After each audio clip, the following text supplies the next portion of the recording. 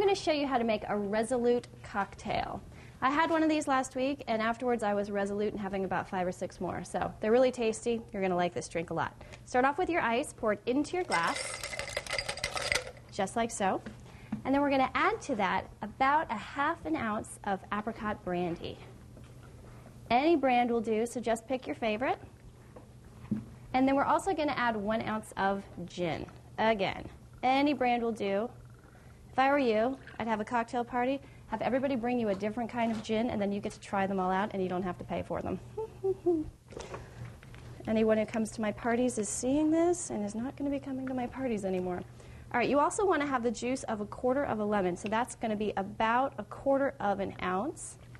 And I'm using a jigger to measure everything. These are great. You can get this at a liquor store or at a bar supply store. This side's an ounce, this side's a ½ ounce. It makes it a lot easier to measure out your drinks. All right, we're going to give this a quick shake. And then we're going to strain it into our martini glass, just like so.